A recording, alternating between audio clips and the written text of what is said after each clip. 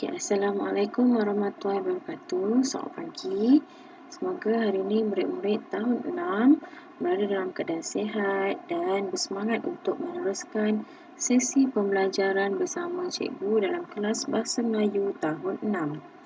Hari ini tema 6, Semangat Cinta akan Negara, unit 16, Perkasakan Bahasa Kita, dan tajuknya ialah Saya Bangga Berbahasa Melayu.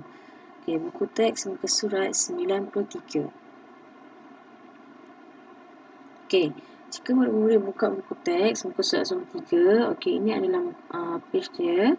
Di situ dia berikan anda sebuah petikan yang bertajuk Saya Bangga Berbahasa Melayu. Aktiviti kita ialah mengujar cerita dengan menggunakan bahasa yang indah. Mengujar ni maksudnya awak kena ceritakan balik petikan yang diberikan. Kita akan baca sama-sama petikan ni.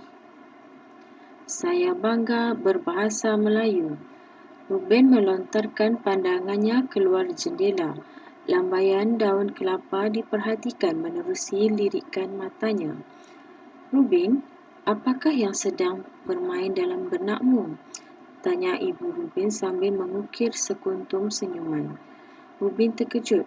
Pertanyaan ibunya mengganggu lamunannya. Saya teringat akan kata-kata Cikgu Syafiq semasa menyertai bengkel bahasa Melayu tempoh hari. Jelas Ruben. Kita janganlah cepat mondeng jari kepada sesiapa jika bahasa Melayu dipinggirkan.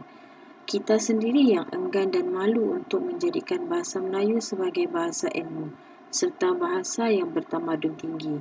Sambung Ruben dengan bersemangat, laksana hang tuah menentang musuh di medan tempur.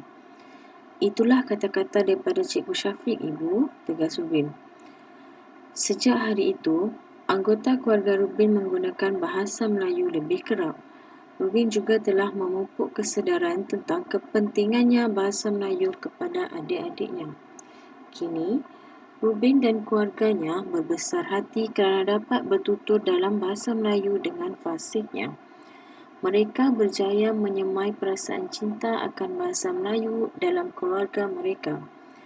Ibu amat bangga kepada kamu mempunyai jati diri terhadap bahasa kebangsaan kita, kata Ibu Ruben. Dalam petikan ini sebenarnya ialah perbualan antara seorang ibu dan anaknya Ruben. Jadi apa kata kita lihat di manakah ayat yang menunjukkan itu adalah dialog perbualan antara mereka berdua. Kita tengok satu-satu. Baris ketiga. Ruben, apakah yang sedang bermain dalam benakmu?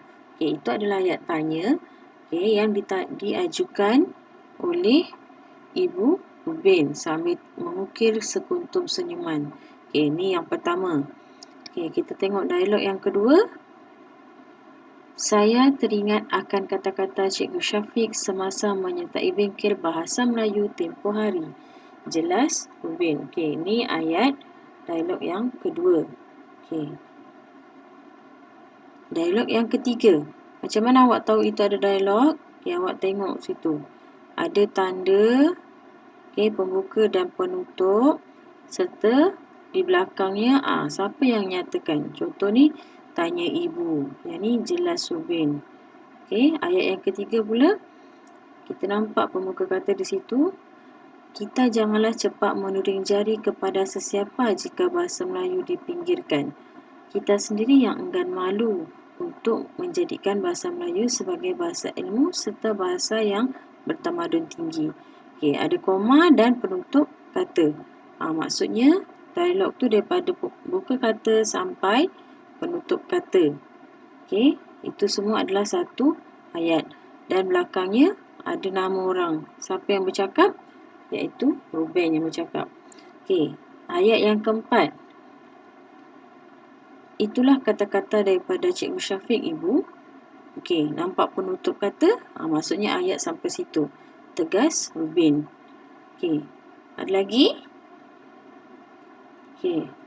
Ayat yang terakhir sekali. Ibu amat bangga kerana kamu mempunyai jati diri terhadap bahasa kebangsaan kita. Kata Ibu Ruben. Itu adalah ayat yang terakhir. Jadi dalam petikan ni tadi, ada 5 ayat yang berbentuk dialog perbualan antara Ruben dan ibunya. Okey, tugasan anda. Okey, dalam peta minda ni, cikgu dah letak tajuknya. Awak keluarkan semula ayat dialog yang kita dah bincangkan tadi dan isi di tempat kosong ni. Okey, itu saja untuk kelas pada hari ini. Semoga awak sihat dan jaga kebersihan diri. Assalamualaikum warahmatullahi wabarakatuh.